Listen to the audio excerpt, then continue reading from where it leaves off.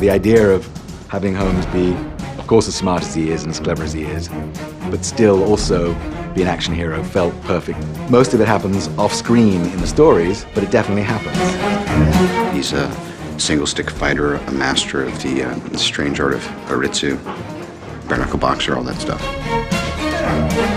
It feels like a 1891 version of a Bond film. Sherlock actually knew martial arts, he was a fighter, he could do what he had to do, and Downey plays all those elements. Sherlock Holmes was the first martial artist, really in Western culture. He studied something called Baritsu. Which actually is a form of jiu-jitsu, did exist, and so I thought, wow, this is fantastic, we can use all this. Can you go for the old trianglage? Yeah.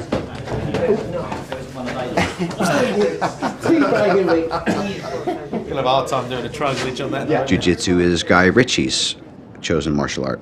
Mine is Wing Chun Kung Fu. Well, Robert's been training in Wing Chun for the last 5 years, and he's good. He's very fast, very flexible. Initially, I thought I'd come in and just show Guy how badass Sifu and I were and how much we were going to contribute to the choreography, which we did.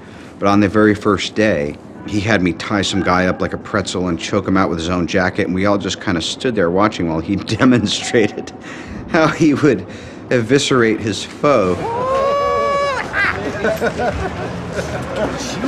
We've tried to integrate Sherlock Holmes into a sort of street level. We've tried to essentially make him a more streetwise character.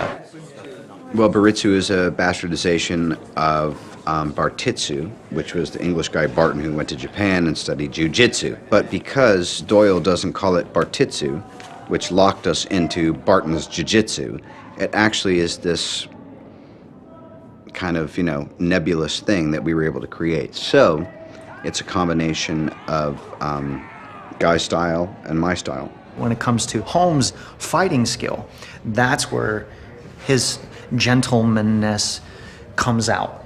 We don't want to oppose force on force, but rather flow around it or through it and utilize their energy against them. But ultimately, as much as possible, we want to keep that energy flowing forward, forward, forward, forward. And when you hit an obstacle or a wall, then you flow around and keep coming.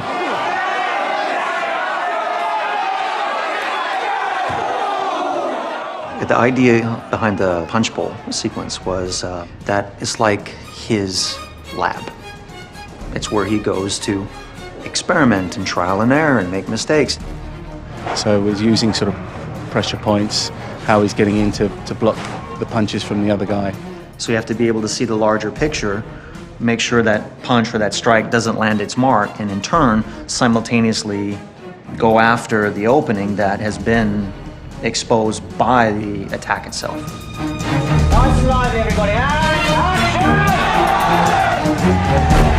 And basically we've been doing, as sort of safely as we can, full contact fighting. So there's some great shots there. Every hit you see him take is absolutely real, and the action they accomplished on that I thought was really quite extraordinary. He's very physical, and in fact outdoes a lot of the stuntmen with his physicality. You could not think of a more perfect Holmes.